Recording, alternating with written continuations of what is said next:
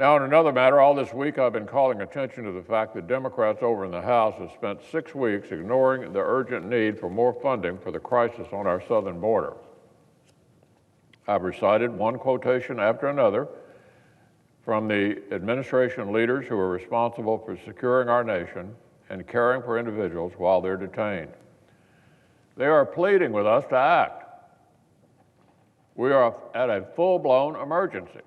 The system is broken. That's the acting commissioner of Customs and Border Protection. Couldn't be more clear. We're running out of money. We're functionally out of space. That one's from the Secretary of Health and Human Services. I've also run down the underlying statistics. The flood of people attempting to cross the U.S.-Mexico border has continued at historic levels. Our border agents are overwhelmed. Our facilities are filled beyond capacity. In some cases, with more than 7 times more men, women, and children than their intended capacity. 7 times more than their intended capacity. This is a full-fledged crisis. Everybody knows it. The status quo cannot hold.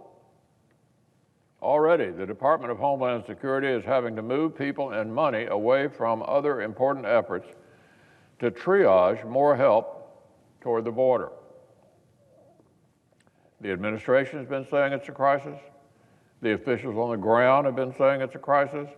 My Republican colleagues and I have been saying repeatedly this is a crisis. And lest anyone think this is some partisan exercise, the New York Times editorial board has been saying it's a crisis.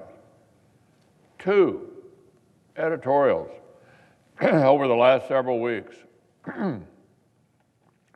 First headline, Congress, give Trump his border money.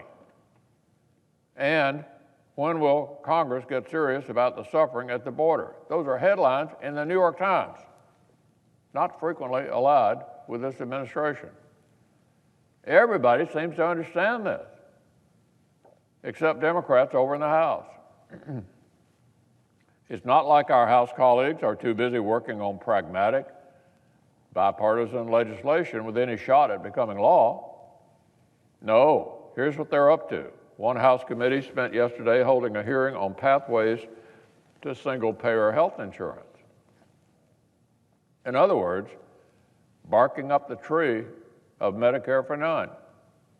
Their big proposal to take away every American's private health insurance, take away Medicare as we know it, and force everyone into a new, untested, one-size-fits-all government system. That's what they're up to over there.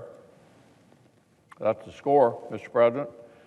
They have no time for the border crisis, but plenty of time for socialist daydreams. Even my colleague, the Democratic leader, has admitted the Democratic-controlled House is the problem here. We've even heard it from House Democrats themselves.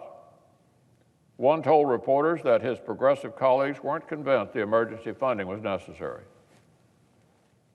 One Democratic congressman said his progressive colleagues were not convinced that emergency funding was necessary.